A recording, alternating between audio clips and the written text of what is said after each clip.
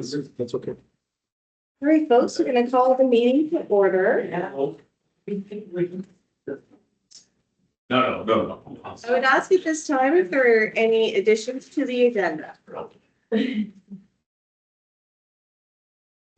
Hearing none, I would ask for motion to approve the agenda as presented. So, Thank you. Moved by the deputy mayor. Seconded by the incoming deputy mayor. All those in favor, please signify by saying yes. Yeah. Yes. Any opposed? Okay, agenda is approved. Our next item is gallery presentations, and we have the business case and options appraisal for Offshore Wind Center of Excellence. We have Martin Thompson with us. Welcome, and we are hoping you will be delivering a very succinct version of this massive document. It's full of good stuff. Yeah, Over trust to me. you. Myself and Cameron, who's with us virtually, we have timed ourselves multiple times in rehearsing this, so we should Oh, practice this. No, So we're say excited to hear it. Yeah. So thanks all for allowing us to present here today. And as I mentioned, I want to introduce Cameron Martin. Hopefully his camera will come on soon. Who from AECOM, who's been the lead consultant on this project, and Cameron will do most of the talking here today. So Cameron is joining us virtually from Toronto. So just quickly on the agenda, here it is, topics that we will aim to cover in the next 20 minutes, followed by Q&A. I will start us off, provide a bit of background to the project before I hand it over to Cameron, who will then take you through the findings of the report. And I will then close us off with some information around next steps as well. Cameron, can I just check that you can hear me? Yep, I can hear you. And apologies, I'm trying to turn my camera on, but it doesn't seem to be working right now, unfortunately. Otherwise, I would have it on. So I apologize for that. That's okay. We can hear you loud and clear. So we're great, fantastic. Okay, so I know I mentioned this when I presented the infrastructure strategy to council earlier this year, but I thought a quick reminder would be in order. So this project we're talking about today forms part of a larger program of activity that was initially led by the Strait of Canso Offshore Wind Task Force and the Cape Breton Partnership before the municipalities agreed to host it. So in addition to the project today, the Offshore Wind Center of Excellence, the program also includes the infrastructure strategy that was presented to council in January, as well as the staff position that is myself. So this project we're talking about today, that's actually a province-wide assessment of offshore wind-related research and development activity and how it relates to industry needs, but with a main focus on 3 areas of the province. So Strait of Canso, CBRX, and HNI. So a few things came together when the idea for this project was initially conceived and drawn up. So firstly, a group from Cape Breton Strait area participated in MIT's Regional Entrepreneurship Accelerator Program, where a local priority around sort of a local ocean tech and offshore wind research and accelerator hub was formed. And secondly, around the same time, the province of Nova Scotia was learning about the Renewable Energy Catapult initiative in the UK. I was very interested in understanding how something like that would look like in a Nova Scotia or even Atlantic Canadian context. And finally, as I mentioned, the Offshore Wind Task Force was also interested in pursuing these ideas and hence sought to bring it all together into this project. So the project has been overseen by a steering committee consisting of representatives from Municipality of County Richmond, Town of Port Hawkesbury, Boltletic First Nation, Netsura Atlantic, Marine Renewables Canada, Atlantic Canada Opportunities Agency, and finally the province of Nova Scotia. The work was up to tender. Contract was ultimately won by AECOM. So I know we're fairly limited on time today, so I won't spend too much time on this slide, but these are the areas that made up the scope of work that went out for tender. I'm happy to go back to this if there's any questions around it, but for now, I will hand you over to Cameron, who will go through some of the findings from the report. And Cameron, I think I am changing slides, so just let me know. Okay, will do. That sounds fantastic. Thank you, Martin. So I'd like to give a summary of the report and the findings and recommendations from the report. And as we showed on the last slide, there was a number of different components that comprised the overall scope of work that we conducted. And this was generally comprised of conducting desktop research, stakeholder engagement, and then conducting a business case and options appraisal in terms of how an offshore wind center of excellence could be created, And what would it look like in theory if we were to move forward with this at an Atlantic Canadian scale with a provincial context within Nova Scotia? The first process that we conducted was a desktop research assessment, looking at different jurisdictions which have an offshore wind center of excellence, different offshore wind center of excellence themselves, and how they operate from both a funding, area focus, and governance perspective. We looked at Oria Offshore Wind Catapult, which is based in the UK, the European Offshore Wind Deployment Center based out of Scotland. There's two in Norway, and we looked at the Nordic Offshore Wind Research and Innovation Center, as well as down in the States, the Gulf of Maine Floating Offshore Wind Research Array, and the Academic Center for Reliability and Resilience of Offshore Wind. What we found throughout our jurisdictional scan is that there's 4 key points and common threads that we've identified across these offshore wind center of excellences. First one being innovation and technology readiness. So really, when an offshore wind center of excellence is created, there's many obstacles that they face, or this region would face, in terms of establishing offshore wind. And we found that these offshore wind centers of excellence can play a role in actually helping to mitigate some of these obstacles and help move the industry forward as the sector matures. This could be regional technology readiness, grid integration, power offtake, infrastructure, things like that. So we found that a lot of these offshore wind centers of excellence have really been created to help mitigate those obstacles and help find solutions to solving any potential problems that may exist. The second point is stakeholder and community coexistence. Local community perspectives of offshore wind, they do vary. And as the industry grows, there's potential for this to occur in Nova Scotia as well as afar throughout Atlantic Canada, with large industries such as fisheries, as well as environmental considerations that need to be taken into account with the development of offshore winds, as well as community perceptions of offshore wind. So an offshore wind center of excellence can act and engage with a large number of stakeholders to promote offshore wind, but also being that sounding voice in terms of taking into consideration every perspective, whether it be from major industries such as fisheries, environmental considerations, or community perspectives. We found that offshore wind center of excellences can really help to mitigate that and help move it forward as well. Third point is regulatory challenges, and this goes with any new jurisdiction that an offshore wind developer enters into. There can be challenges in terms of navigating the regulatory system with a new jurisdiction. Canada, in a nascent state of developing offshore wind, is at that stage and has obviously made great strides with Bill C-49 in helping to move forward some regulatory understanding for these developers that are going to be entering into Atlantic Canada. And an offshore wind center of excellence, from what we've seen in the jurisdictional scan, they've helped to provide context to the region that they're entering for these developers and help provide sort of a roadmap for how these developers can enter into a region and navigate the regulatory framework that exists within that region. So we found that as a key component. And the final point that we want to raise is regional supply chain and workforce development. So a strong, resilient supply chain and ample regional workforce are 2 key components that they're important factors that can help support the development of offshore wind and grow the sector and creating the right conditions to support growth in the industry, as well as attract investment to the region, are key aspects. And what we've seen is that some of the comparable offshore wind centers of excellence have helped to both promote the region and help to create the conditions for both a strong, resilient supply chain, as well as help to support workforce development in that specific region. Next slide, please.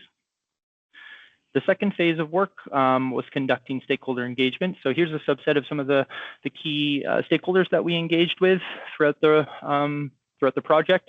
It ranged in different various types of stakeholder engagement, some of which were conducted through workshops, some of which were one-to-one, and some of which were site visits. But overall, if we go to the next slide here, there's 4 key messages that we found from stakeholder engagement. Is that there's a lack of unified voice in the offshore wind community, and a coordinated initiative that brings together stakeholders would help to align priorities and strengthen advocacy efforts. And that's not to say that there aren't efforts in general. We want to acknowledge that there's been a ton of work from various organizations throughout Nova Scotia and afar, specifically from Net Zero Atlantic, Force, etc. There's been a ton of COAF. There's been a ton of efforts that have Marine Renewables Canada. There's been a ton of efforts that have been made to support research, but a unified voice would really help to strengthen that and to move the sector forward. The economic impacts of offshore wind development are expected to be uneven across Atlantic Canada, so there is a role to support the transition through workforce development, applied research, and regional economic strategies. The nascent state of the industry leaves many unanswered questions, specifically regarding the economics of offshore wind, and I think this is still a key component as the sector moves forward. So strengthening the collaborative efforts to solve obstacles and barriers in a collaborative way as they arise could be very beneficial to the offshore wind sector and in helping to move it forward for Atlantic Canada. And an inclusive governance model with equitable representation is essential for building trust. And I think that goes back to the community note prior to that. So building off of what we've conducted with the desktop research and stakeholder engagement, we've defined, I guess, a problem and what we're trying to solve. And really 4 key points have come out of this is that research and innovation. So while there's been valuable contributions from existing organizations, as noted through the Nova Scotia Offshore Wind R&D Forum and Roundtable, Offshore Wind Priorities Roadmap, Grid Integration Study, the Supply Chain Study through MRC, the Strait of Canso Sustainable Infrastructure Study, things like that. Having a coordinated approach to research and innovation will be very beneficial to the sector and can really help to move it forward. Grid integration and transmission constraints, as well as market end use. So where does the energy go? Who's going to use it? Both the federal and provincial stage. Progress has been made, but I think there's still a path towards having a better understanding of this, and this will allow the sector to move forward in a more efficient manner. And finally, international uncertainty. So I would say the international market's currently in a state of flux, and political developments south of the border are having a few projects stalled. So what does this mean for the supply chain on projected future developments in Canada?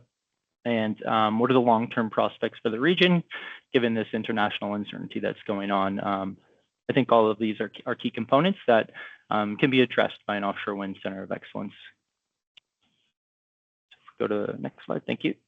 So the mission, vision, and objectives of the Offshore Wind Center of Excellence. So I'll just outline the proposed mission. So the mission of the Offshore Wind Center of Excellence is to drive growth and transformation in Atlantic Canada offshore wind industry by breaking down barriers, delivering innovative research, and fostering a sustainable ecosystem. The intention is to create an organization which has the capability to unlock the full potential of offshore wind in Atlantic Canada, accelerate industry development, and position Atlantic Canada as a global leader in offshore wind energy. And what we've proposed with the structure of the Offshore Wind Center of Excellence is 3 key areas of focus that could potentially help to move the industry forward and create a self-sustaining center of excellence. The first one being innovation catalyst. And this is really to act as a bridge between industry stakeholders, government bodies, and potential investors.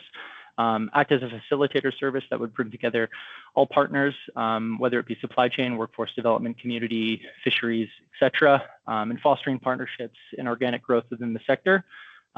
Really intending to build a strong, cohesive offshore wind community within Canada. The second one is a research hub to drive collaborative research initiatives that tackle these key challenges that we've identified within the offshore wind sector for Atlantic Canada. So you could explore economic, social, and environmental components of the offshore wind sector, breaking that down. And really, we project this to accelerate industry growth by undertaking practical research to build up the understanding and create investor confidence in the region and really attract developers to the region.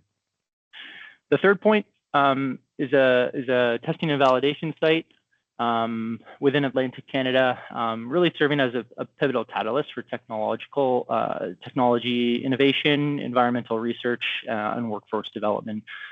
We think having a physical site, which would allow both developers, different tech companies working on components, or OEMs that actually build components for offshore wind, as well as allowing workforce development to get some hands-on practical training, could be really beneficial to the region. And we've seen this done in comparable jurisdictions across the world, and it really has provided, I guess, a springboard to help accelerate the industry.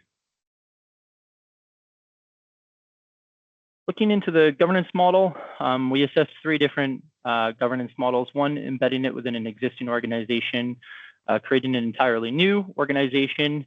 And a third option was just looking at a hybrid model where we would initially embed it within an existing organization.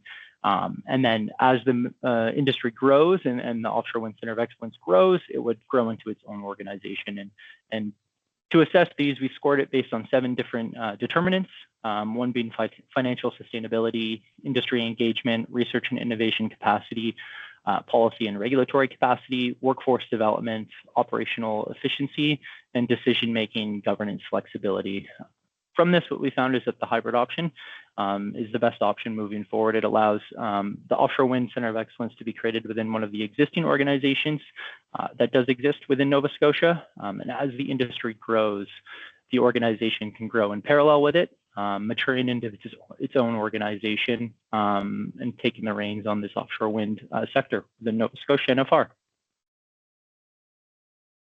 In addition to this, we looked at the operating model of the Offshore Wind Center of Excellence.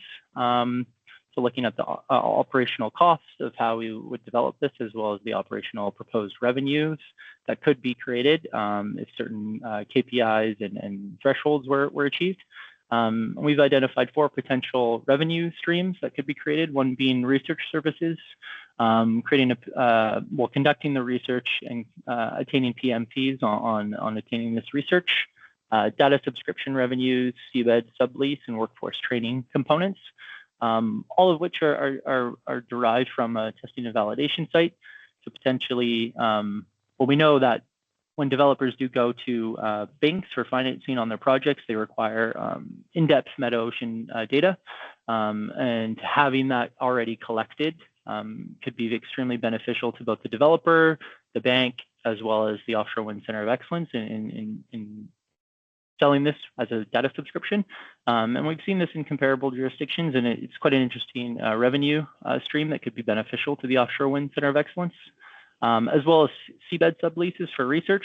We've seen this done in the state of Maine, and it's an interesting way that the government can provide seabed lands to both facilitate innovation and research within the sector, but also move forward with the Offshore Wind Center of Excellence and help create revenue for a self-sustaining organization.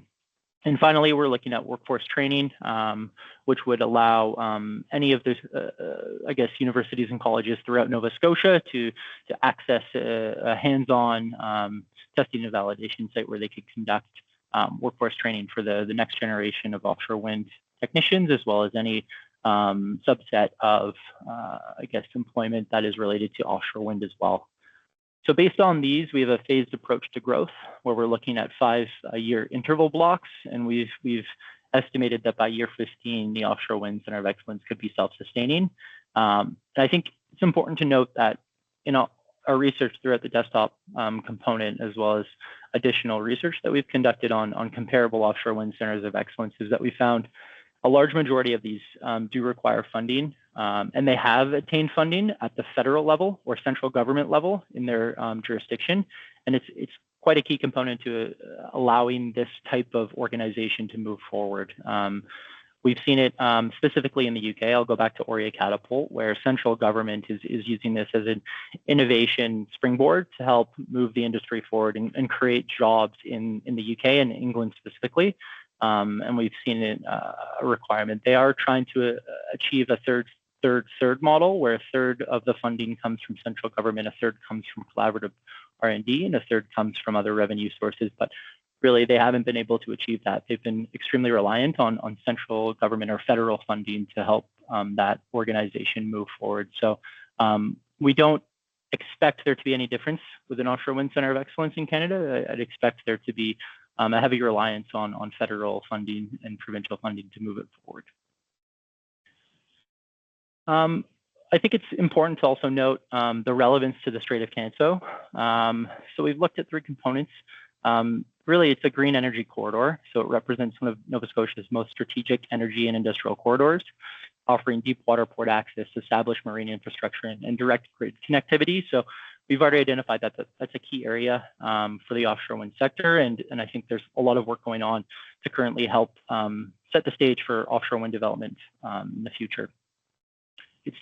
Its proximity to the designated wind energy areas, does position it as a natural hub for offshore wind development and operations.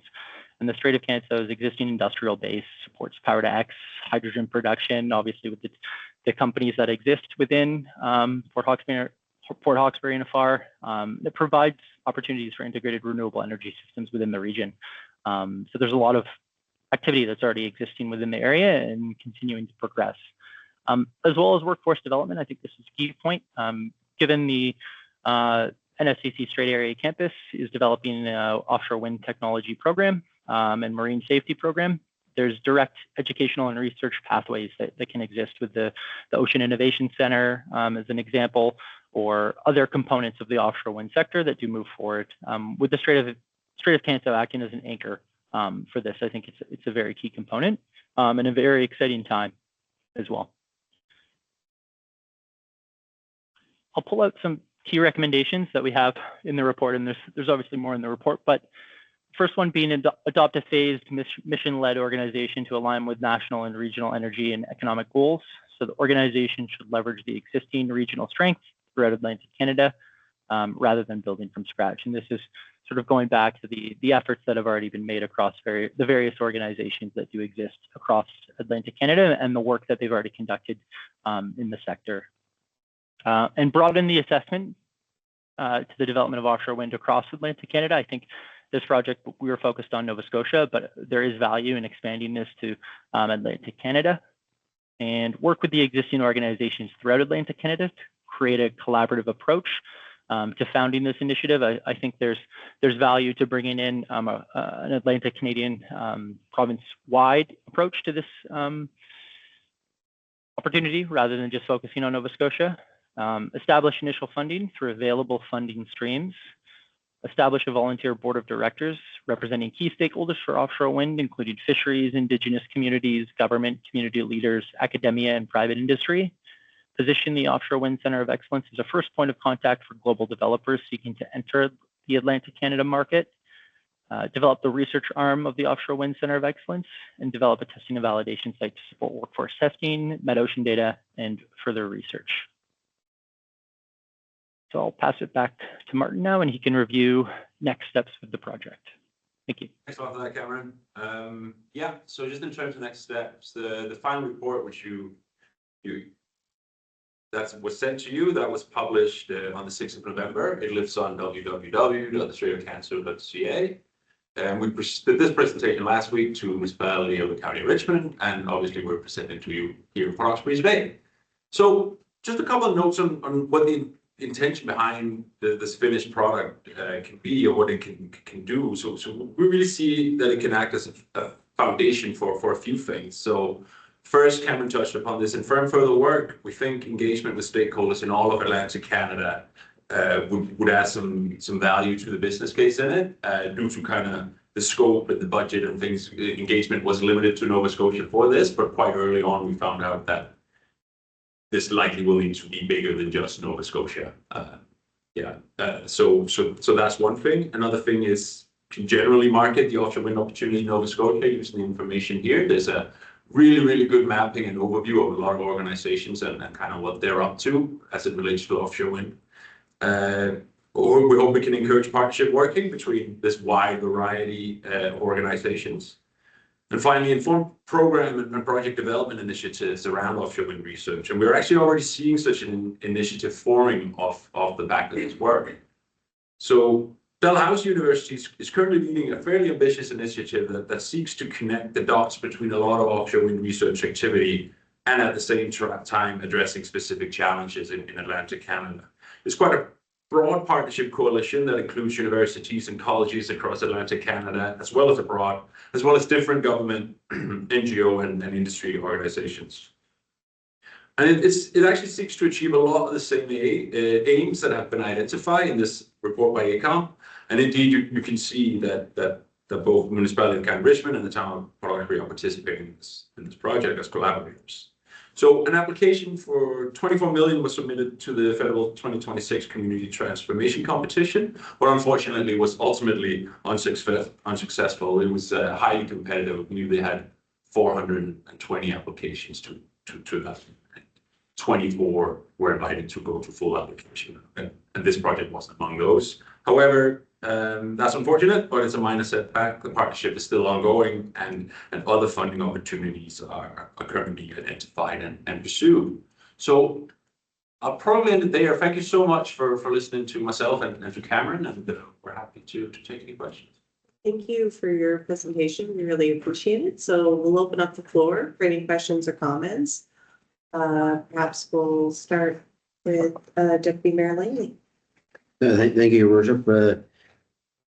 And thank you, Martin Thompson and Cameron Martin online for a report.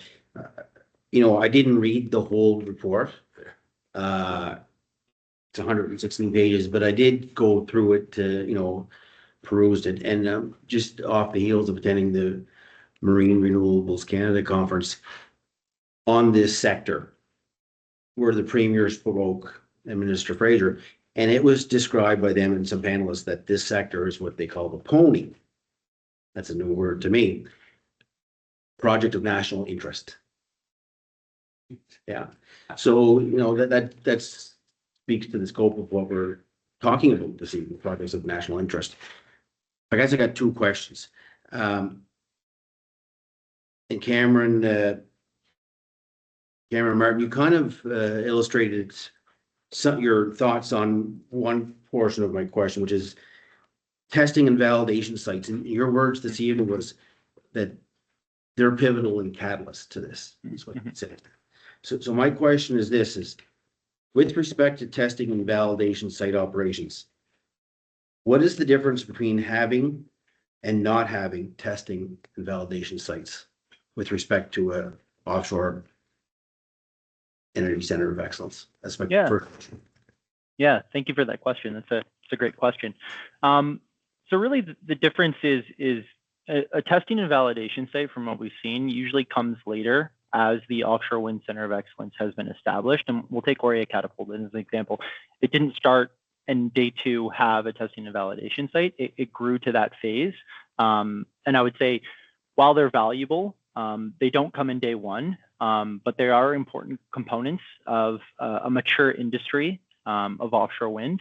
But as Nova Scotia and Atlantic Canada does mature into the offshore wind sector, I think that's something that can be considered potentially down the road, maybe 10 to 15 years into the future. But as an offshore wind center of excellence starts in day one to support industry, I think a research arm and innovative catalysts are more important to help both bring developers in, grow investor confidence, and bring stakeholders together that exist within Nova Scotia to help grow the industry in a collaborative manner rather than focusing on an offshore wind testing and validation site. I think it's definitely a catalyst to helping move forward the industry, but from a day one perspective, I think it's most important to focus on helping to grow the industry in other ways. Is we've done some cost estimates on the testing and validation site, and it's obviously quite an expensive feat to have developed. So from what we've seen, those usually come at a later stage, and there's a potential to also have developers help pay for portions of it, right? If they can help fit some of the bill, it does go a long way in terms of having that developed. Yes, and that sounds something like perhaps a JIP or a joint industry project, something along those lines. That'd be correct. Yeah, that's correct. Okay, thank you. Thank you, Cameron. I just have one more question. And before I ask the second question, I just want to read the first line of the executive summary, which is on page 1. This report presents a business case and options appraisal for establishing an offshore wind center of excellence in Atlantic Canada, led by the municipality of the County of Richmond and the town of Port Hawkesbury. So with that in mind, and we're talking about projects of national interest, seems like we could be on the right path. Now, it's encouraging to see provincial and federal supporting rural communities like ours in this work. However, a lot of the organizations that I read in this report, you know, you had one of them up there, page 69. When I look at the addresses there, I see Hollis Street and Mumford Road, and there's all kinds of streets in HRM. You go to page 99 and we look at all the stakeholders there. A lot of them are in major centers in this province in Halifax, and that's a good thing. But with that in mind, my question is this: how do we ensure that the rural lens, as we continue to progress this work, is ensuring that rural areas of this province and Atlantic Canada benefit?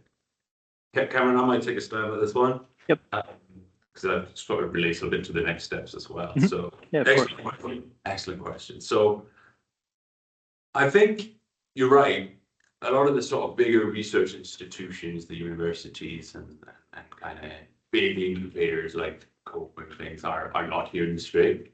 However, kind of turning it on its head, let's think about what we do have in rural areas, and for example, in the Strait of Canso. So like we're close to areas of potential production. So both when it comes to green hydrogen, which is going to be, you know, quite a success criteria for successful offshore wind development in Nova Scotia as an off-taker of green electrons for the electricity. And second, as Cameron actually touched upon this as well, the wind energy areas, except for one, is really close to the Strait of Canso. So we would expect to see some activity in the Strait of Canso servicing the wind energy areas. Now, what those activities are, that's a whole other piece of work that a lot of people are scratching their heads over now about what ports are the best place to do what and things like that. But I think we can, there are no guarantees, but I think we'll see some activity, certainly in the O&M phase around this. So the other thing is workforce development. The Strait Area campus will be the only campus offering the wind turbine technician 2026. So I think R&D to some extent at some times will need to be close to these areas where things are actually happening. Now, the researchers doing it might have an address in an urban area, but for some periods, they will need to come to these rural areas to conduct this research. And that's where I think we can play a role. And I know you were talking sort of rural more broadly, but kind of wearing a municipal hat, I'm thinking, what infrastructure do we have to enable that to happen, right? So a thing like the Ocean Innovation Center for desk space when researchers come in. We all know Point Tupper, you know, it's a great park, it does a lot for us, but a lot more could be happening out there. The Joint Industrial Park, these type of things, how do these fit in for kind of this activity, this R&D activity that could be happening around these sectors? Now, dream scenario in 30 years, like I'd love to see a big university open a Strait Area campus here to actually have that type of research and offshore wind hub here. But you know, I think certainly in the meantime, there's lots of stuff we can work on. And I might just say, just going on to the Dalhousie project, that's exactly the type of thing they're identifying as well. They see the need for rural areas to play a role in this, and that's why we're on board as partners in this project. Martin, one last just comment. I think you're right, Martin. I wasn't part of this council when this report was commissioned, but we're a rural area and we see this energy and projects of national interest as we can play a role. And I hope that when this, if this center finds a location, that we're not forgotten. Thank you. Thank you. Councilor Hart, any questions or comments? I guess I always come back and it's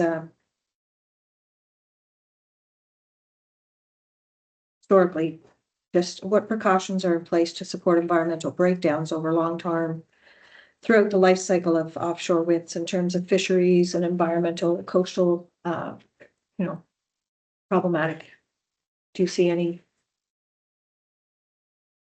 So in terms of the industry as a whole, not necessarily pertaining to the Offshore Wind Centre of Excellence? The industry as a whole and the protection we would have, say, if we're stewards of our environment here, like what protections are I'll start and I'll hand it over to Cameron because I think Cameron will have something to offer here as well. So within this context, I think it was one of the 3 or 4 top priorities for areas, you know, the focus areas for the Center of Excellence in Atlantic Canada should be community and stakeholder coexistence, and that includes other ocean users as well. So it would be a big focal point of the research that would be carried out under this umbrella as outlined in this report.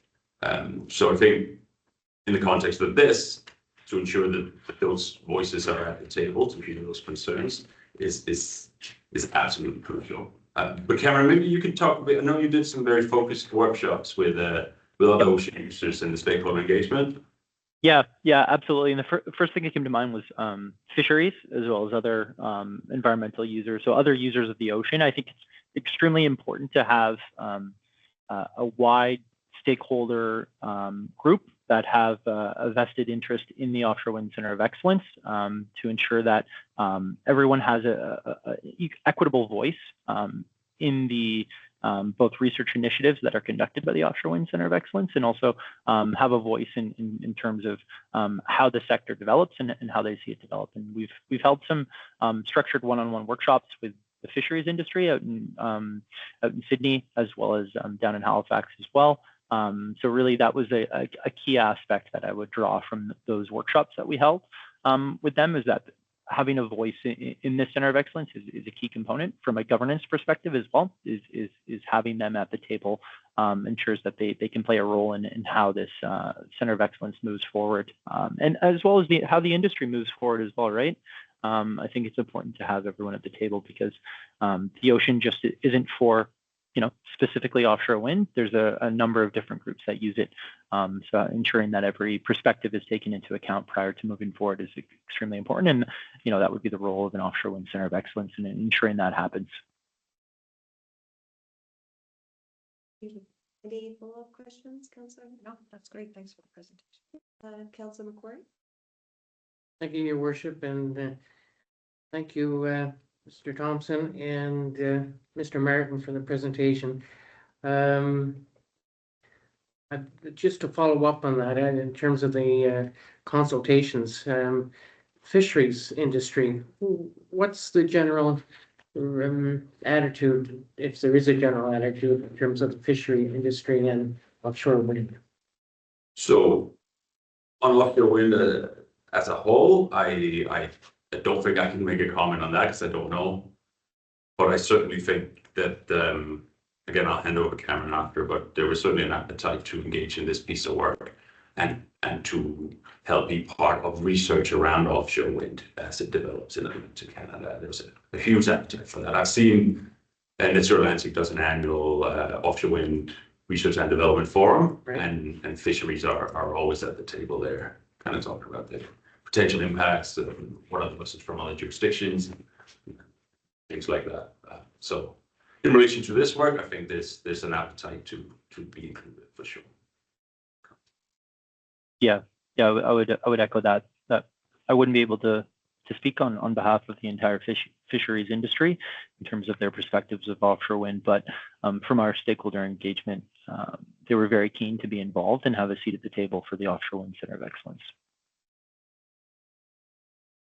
No, and I think, you know, the inclusion of fisheries groups and other groups as well is really important in order to see this be a successful project going forward. Thank you very much. Yeah. Councillor Barrett? Your Worship. You know, just as far as the industry as a whole, I think there's a real opportunity there, you know, with a pause on development south of the border, does that not lead to more of an opportunity sooner than later for us? I think so. I heard some messaging. I wasn't at MRC last week, but I heard some messaging come out of it. I know there are people in the room that actually attended it. I don't know if it's weird for another presenter to answer the questions, but I was actually under the assumption for a long time that it was bad for Nova Scotia offshore wind, what's happening south of the border, because I thought the industry wanted to see as long a pipeline of projects as possible in order to ramp up and kind of build OEM facilities and get supply chain engaged. But it sounds like actually It's the other way. I had it mixed up from what I hear from some of the conversations that happened last week in Halifax. It's, I think actually a lot of companies are now looking up north, instead of what they had planned, south of the border. So I think maybe a little bit of a mixture, but maybe tilting on the positive is kind of my gut feeling about it all now. So yeah, I was probably wrong. Cameron, I don't know if you have any thoughts on that. No, I also take the glass half full approach to this by looking at what's happening south of the border, right? It's originally I kind of thought, oh, that's tough. Supply chains are a really key component with offshore wind. So having what they've developed south of the border was beneficial to Nova Scotia, to be honest, because they had access to certain components instead of shipping them across from Europe. But from what I've heard in conversations, and I don't want to, speak to too much, but I have heard good things now that, yeah, things are potentially moving north of the border. Questions? Just a final thought or comment, in terms of, I guess, tangible, immediate next steps. Post completion of the Offshore Wind Center of Excellence study. Is there plans, I guess, as far as we know, for Dalhousie to continue to pursue different application processes? And is there anything that we can do to prepare in the interim of that? Good question. So the first question, yes, there are plans to pursue and kind of try and keep this momentum in the partnership going. We aided a little bit in sharing some interim findings from the report before it was published as they worked up their kind of initial application. So I think we'll continue to play that role as and when needed. Again, it's a public document, so now they have the whole thing themselves and they can use it as they will. But yeah, I think when it makes sense for us, again, I don't want to. We're municipalities, right? We're not going to be, as municipal unit, managing province-wide or nationwide research programs, right? So when it makes sense, I think we should participate. When we can bring it back to, okay, it might not be next year, 2 years, but 5 years, 10 years down the line. What are some of the things that we can draw out in terms of potential economic development benefits around some of these initiatives? So like coming back to municipal assets in terms of facilities or available land that could play a role in this. I forgot the second question. No, I guess where I was going with that question or comment was, just if we were to, obviously this study is kind of like a macro perspective, but Yeah. in terms of our offshore, or I guess our Oceans Innovation Center that we have here on the waterfront, from a micro perspective, what little kind of pieces could we draw out of this that will help prepare us for that opportunity you're speaking to? Yeah. 5 years, 10 years down the road.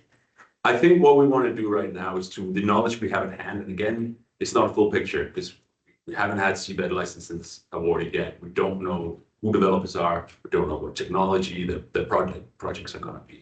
But I think what we can do right now is, use this as a springboard to further map out what we have in the Strait of Cancer that could play a role in this. Mm-hmm. So the Ocean Innovation Center, for example. And then once we know more about developers, who are the developers going to be, like really engage with them from that platform and to try and understand how can an Ocean Innovation Center help them and the research community kind of come together. Yeah. No, that's fantastic. Any other questions or comments? Well, thank you so much. Obviously, you had an engaged crowd here tonight with one of the questions. We appreciate your time, and also thank you to Mr. Martin, who's participating online. Appreciate it. Yeah, thank you very much for your time. I really appreciate it. All the questions. It was great to have an engaged crowd tonight. And I guess we know where to find you, Martin, if we have any So yeah. questions after the fact. Anytime. All right. Fantastic. you. Thank you. Thank you. Okay, so we're going to move on to acknowledgements. We do have some November acknowledgements So November is Hindu Heritage Month as well as Lebanese Heritage Month. And also, November 5th to 11th was Veterans Week. And we should acknowledge that. As well as November 8th was Indigenous Veterans Day. And November 11th, Remembrance Day. And November 20th will be National Child Day and Transgender Day of Remembrance. And November 25th to December 10th are 16 days of activism against gender violence. And just a few local acknowledgements I'd also like to add this evening. Just wanted to send a thank you out to Stephen Long on behalf of council for his leadership on the Austin Letcher Memorial from planning to implementation. And we did share with council a press release to that regard. So I did want to acknowledge that. I want to acknowledge and thank the Legion and also the Girl Guides for the amazing veterans dinner that was held at the Legion on November 6th. Or actually was it the 6th? I think it might have been 7th. Yeah. And also yesterday, I had the opportunity to participate with the restorative justice flag raising, and I read the proclamation. So just wanted to acknowledge that. And this upcoming Saturday will be our Sports Wall of Fame induction ceremony, November 22nd. Just again, want to congratulate the Sports Wall of Fame committee and all of the inductees that will take part in the ceremony on this upcoming Saturday. And I'd like to open up the floor as well if there are any other local acknowledgements the council would like to contribute.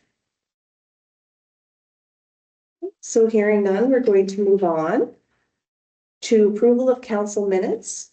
So we had an emergency meeting on October 3rd, 2025. I'd ask at this time if there are any errors or omissions. Okay, hearing none, for our public meeting held October 7th, I would ask at this time if there are any errors or omissions for that set of minutes. Okay, we'll move to business arising from the minutes of either of those sets of meeting minutes. So council committee reports. We'll start with report on committee report coming from committee of the Terry. I'll hit things over to you. Take us through this report. Yeah, thank you, Your Worship. There are a number of recommendations for to move forward for consideration, motions for consideration. The first motion for consideration is that the town of Roxbury provides support in fiscal year 2026-2027 as determined through the budgetary process for the Inverness County Asylum Project. Thank you, Terry. What is the wishes of council?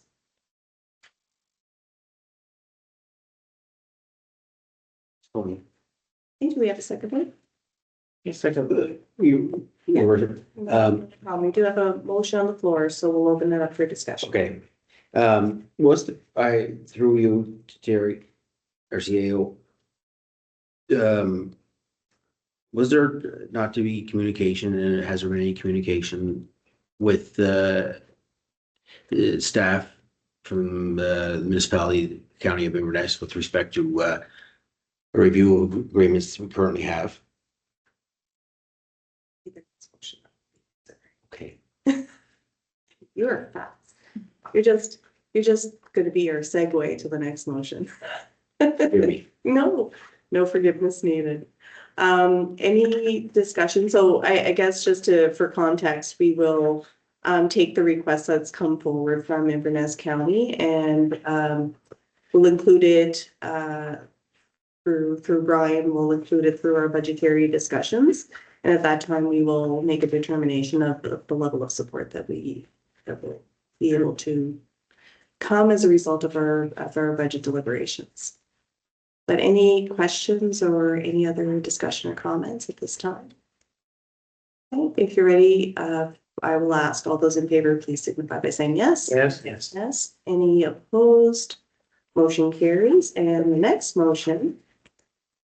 Next motion for consideration is that the town of Roxbury staff meet with the municipality, the county of Inverness staff to review organizational structure of all joint ventures, including terms of reference, agreements, and general compliance, and provide a staff report with the findings for council's review. Your worship, could I please move? I would be disappointed if you didn't move this motion. Well, thank you. I don't think anybody would dare move that ahead of you. second. Okay, thank you. Councilor Hurd, second of the motion. Any discussion on the motion that's currently being considered? If you're ready, all those in favor, please signify by saying yes. Yes. Yes. Any opposed? Motion carries. Next motion for consideration is that the town of Roxbury support the Street Area Yacht Club project by seeking funding opportunities for the project. Thank you, Terry. What is the wishes of council? I'll bring the motion to support the project. Thank you. Do we have a seconder? I'll second it. Okay, thank you. Any discussion on the motion? All those in favor, please signify by saying yes. Yes. Any opposed? Motion carries. And another motion that the town of Hawkesbury support the Street Area Soccer Club Turf Field Initiative by seeking available funding opportunities to complete a feasibility study for the project. Okay, thank you, Terry. What is the wishes of council?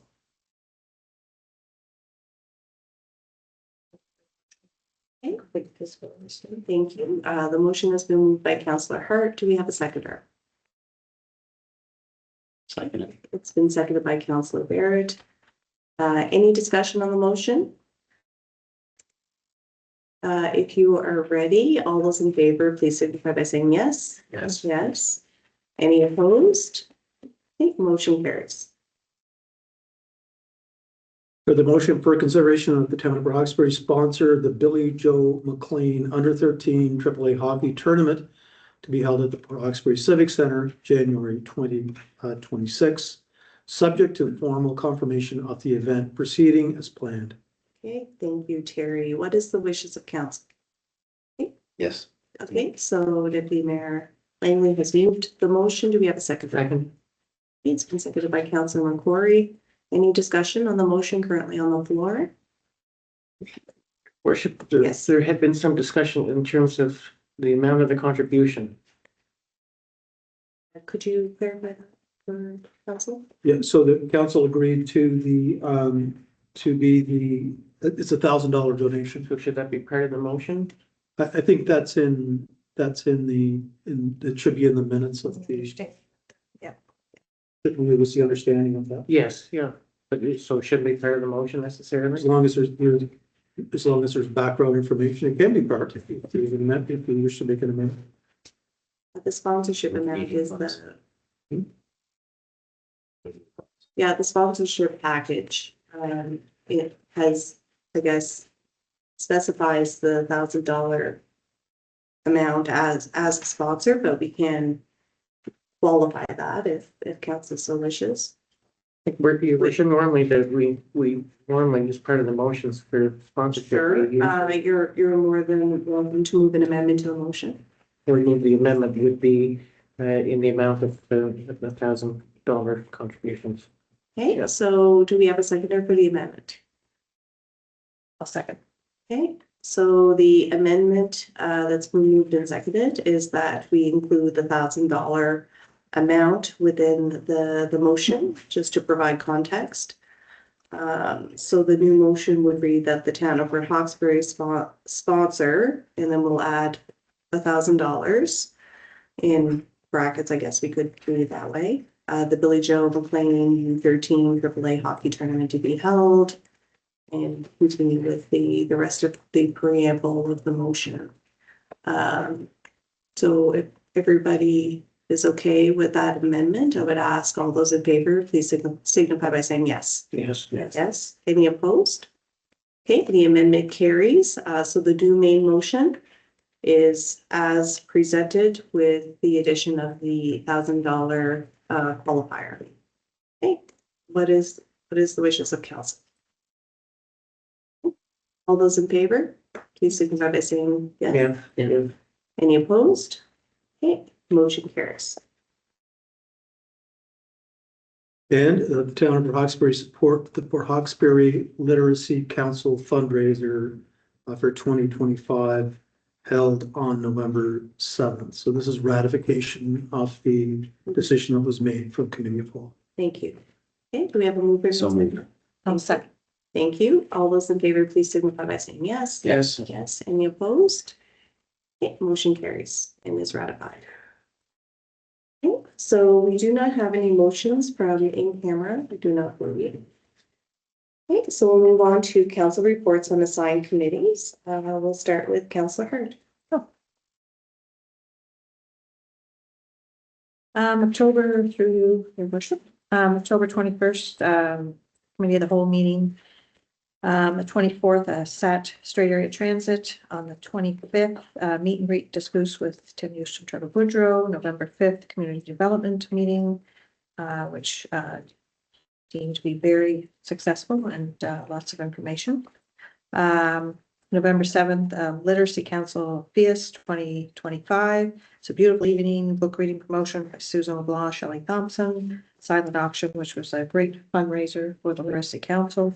November 11th, Remembrance Day celebration, held indoors, tremendous job by Cenotaph staff. I just want to recognize them for their work on this, on the Cenotaph, for the outdoor event, which was not held, but, and the new crosswalk. It's great to see. That's it for me. Thank you very much, Councillor Hart. For you, Councillor Derek. Thank you. October 23rd, attended Investor Summit in Quebec hosted by the Cape Breton Partnership. October 28th, participated in the Community Energy and Emissions Workshop at the Civic Center, put on by Quest Canada. November 4th to the 7th, attended the NSFM conference in Halifax along with the mayor. Very informative presentations, opportunity to network. November the 12th, attended Sports Wall of Fame committee meeting. November the 12th, I also chaired the Grow Port Hawkesbury committee meeting. November 13th, attended virtually At Home Housing Association steering committee. Thank you very much for your report. And we'll go over to Councillor McCord. Your worship, on November 5th was the as Councillor Hart mentioned, the Community Development Committee. And then on the 7th was the Veterans Banquet of Remembrance that I attended as well. Thank you for your report, and Deputy Mayor Langley. Yeah, your worship, on the 25th of October, I chauffeured Councillor Hart and yourself to the Richmond riding, the Progressive Conservative Party, where we heard Mr. Premier Houston speak, Minister of Energy. For chauffeuring us. Yeah. On Monday, October 27th, from 1400 to 1530, attended the subcommittee of the Straight Area Mayors and Wardens with respect to an MOU that you're working on. Tuesday, October 28th, 0900 to 1430, attended the Quest Canada Community Energy Missions with Councillor Barrett and staff from Hawkesbury. Very worthwhile event. Wednesday, October 29th, 1530 to 1630, a virtual with town staff and legal with on a site we own here in Hawkesbury. Monday, November 3rd, from 11 to 12:30, in person with town staff and legal representation on the site we own in Hawkesbury. Wednesday, November 5th, 1800 to 1930, attended an appreciation dinner at St. Joseph's. The meal was prepared by the CWL and served by the Knights of Columbus, and as appreciation to both the Port Hawkesbury Volunteer Fire Department and the Port Hastings Volunteer Department. And I gave a short address, and it was a beautiful appreciation dinner. On Wednesday, November 5th, that was on Thursday, November 6th, 0830 to 1000, he gave a small address to the Tamarack Education Remembrance Day ceremony. It was a beautiful ceremony. Children gained a lot. On Wednesday, November 12th, 1800 to 2000, attended Grow Port Hawkesbury meeting chaired by Councillor Barrett. Wednesday, November 12th to the 14th, attended Marine Renewables Canada Conference in Halifax and there's a report that we co-wrote for council. And Tuesday, November 18th, today at 1500, met with yourself and our board representative for the Sturdy Cancer Support Corporation. Okay, thank you so much for your report. In the interest of time, I did pre-submit my committee full report to council, and always open to any questions or comments. And you're more than welcome to ask any of those now or at any later date. Okay. Well, thank you for also, in the interest of time, not asking me those questions today, but I'm definitely happy to also answer any questions as well. You know, and I would just ask if council does have some time to reflect on our Marine Renewables Canada 2025 conference report. There are some recommendations at the back based on our attendance that hopefully at some future date we might consider over the remainder of our term. Your worship, if you don't mind, I'd just like to commend both yourself and the deputy mayor for the report. I mean, this was last Thursday and Friday. It was. And You can imagine the fun weekend that we had.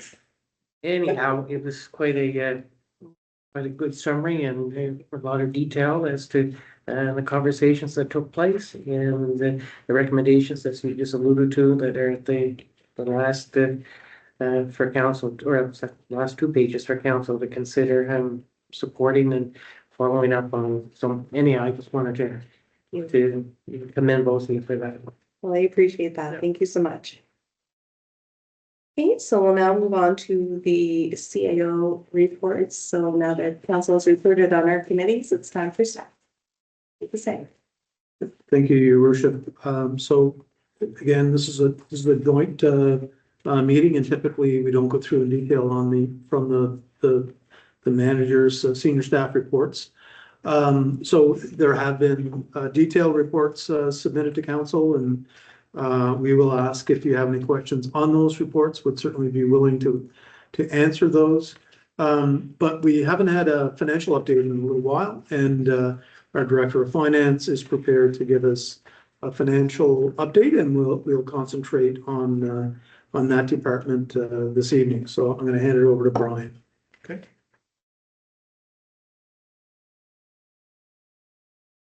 All the things that are costing us money. Gasp. So in your reports, there was a much more detailed 4 pages that went through kind of each section of this line by line with some of my notes on it. Just some areas that I wanted to point out, not necessarily concerns, but just to ease any concerns if you saw some numbers that looked kind of out of whack because of the timing throughout the year. So the first slide here is our revenue section, just looking where we're at, tracking the budget. Overall revenue, we had just shy of 9.5 million budgeted for revenue coming into general operations. So far this year, we've reached the $8 million mark on revenue. So we're about 85% of the way to our revenue budget, and everything is tracking well to get to that. The largest portion of that is the property taxes section, which is about 2/3 of the budget. We are slightly under budget for the year. However, we still have another 5 months of time to make up. There's a couple items in there that have not been sent out yet, which is some sewer invoices to 2 large customers, which will be sent this month, as well as transfer tax for the coming 5 months. Should clear up any of that budget discrepancy. Another item there, just go back 1 second. Oh, sorry. That's okay. The other, just quickly touch on a couple of the other points there. Grants in lieu of taxes, those have been submitted but not received. So there's about $800,000 of that to come in. And then sale of services, a large portion of that is leachate treatment. Again, we have about 5 more months to go of that for collections. No, skip to the next page. Those were the the points to be highlighted. Overall expenditures, again, expenses match revenue. We are about 55% of the way on our budget, but about 60% of the way through the year. There was nothing of any concern in this when I went through the items. We're tracking on budget on all of the areas. If you have any specific questions about any of the line items, I'd be more than happy to address any of those. Any questions for Brian?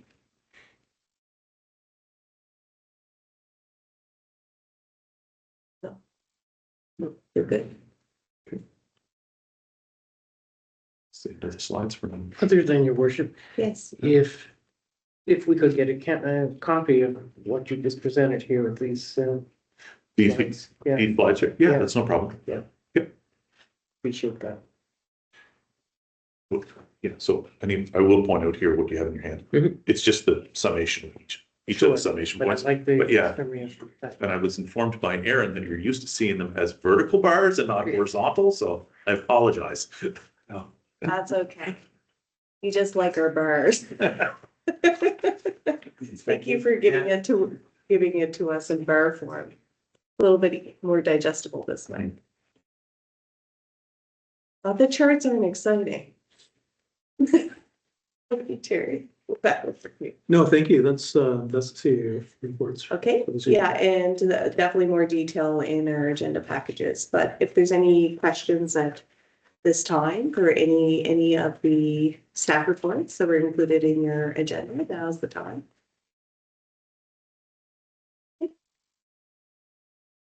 All right, so in correspondence, we do have a new Minister of Municipal Affairs, John A. McDonald. And he will be making his rounds across the province. And I do believe the first week of December, he will be in Port Hawkesbury, and things certainly, once we have the direct, I guess, coordinates and time, we will circulate that information to council in case you'd like to join in that visit. And under proclamations, we have the Purple Ribbon campaign, which is something that we do every year. The illumination for Purple Ribbon. Terry, did you want to add anything to that?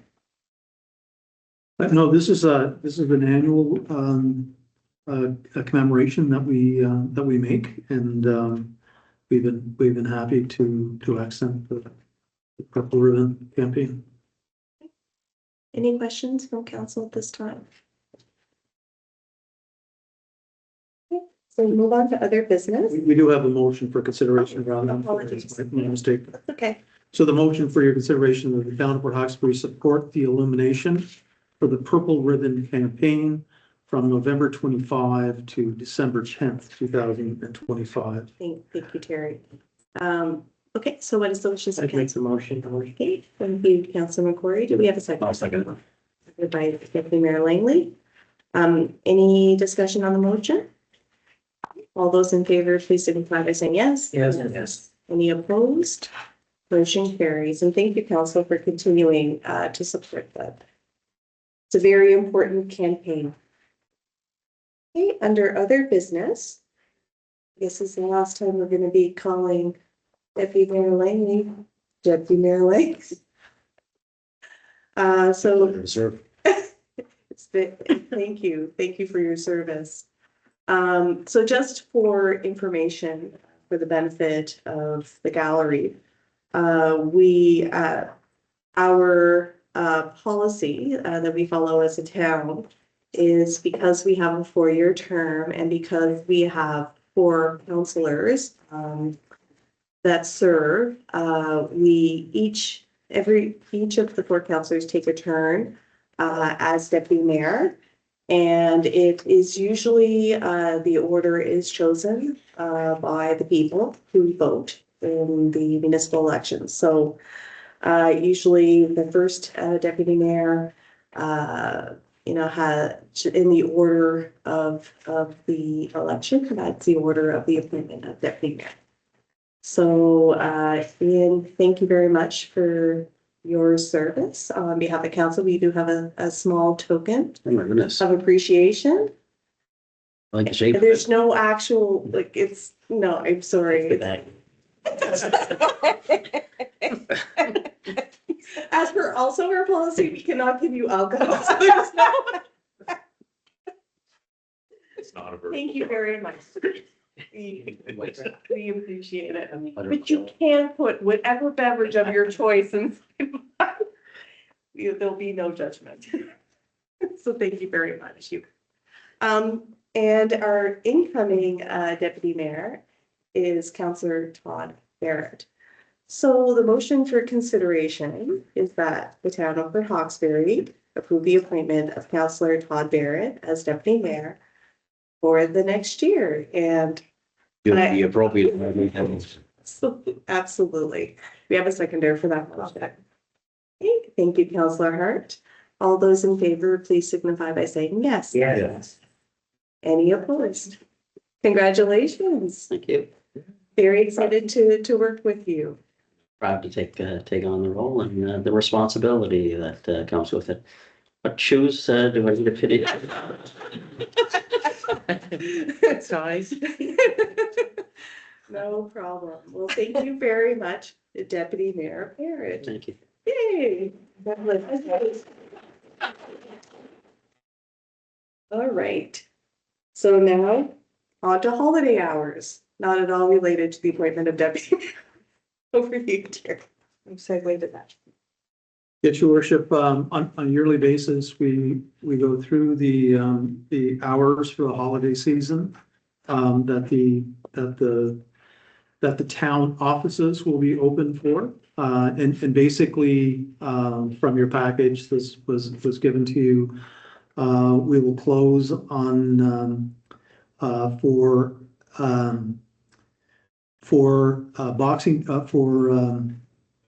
Christmas Eve. And we will open after January 1st, New Year's Day, on the 2nd. So closing on Tuesday, December 23rd, and opening on January 2nd. And we ask for your consideration that the town of Port Hawkesbury approve the 2025 holiday hours as presented. Thank you, Terry. What is the wishes of council? I so move. Okay, we have a second. 1 second. Thank you. We have a motion for consideration. All those in favor, please signify by saying yes. Yes. Any opposed? Motion carries. We will adopt the holiday hours as presented. Yeah. Our next item is the Coastal Clash Hockey Tournament. Kevin? Yes, your worship. So just for your consideration, this is a request from the Straight Area Minor Hockey Association. So the town has typically hosted what was previously called the Stora Tournament, what was then called the Port Hawkesbury Paper Tournament. And now it is the Coastal Clash Tournament. And we have typically supported that tournament as the primary tournament for the Straight Area Minor Hockey Association. And we ask that you would consider $1,000 donation. And the motion for consideration with respect to that is the town of Port Hawkesbury support the Straight Richmond Minor Hockey Coastal Clash Tournament with $1,000 donation. Thank you, Terry. What is the wishes of council? Make the motion. Thank you, Councilor Corey. Do we have a seconder? 1 second. Seconded by Deputy Mayor Barrett. Any discussion on the motion? Yeah, all those in favor, please signify by saying yes. Yes. Any opposed? Motion carries. Okay, Nice one. there we go. Perfect. Council expenses, Terry, if you don't mind reviewing those. Yeah, so in your package and as will be posted on our webpage and Facebook site, the expenses for counselors and CIO was this last month was a total of $734.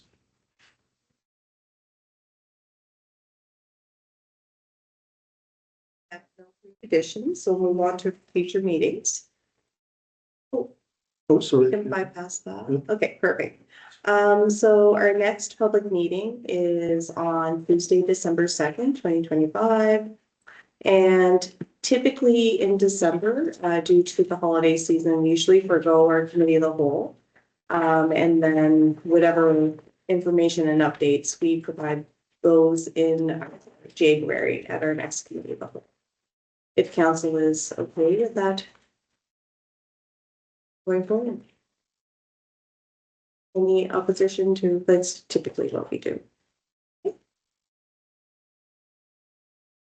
So, if there's any members in the gallery or participating online that would like to ask any questions with regard to any of our agenda items that we've had on this evening, now is the time. Yes, Mike, the pressure's on you. Yeah. Okay, thank you. Thank you for coming. Any online? Thank you. We'll ask for motion to adjourn. Oh,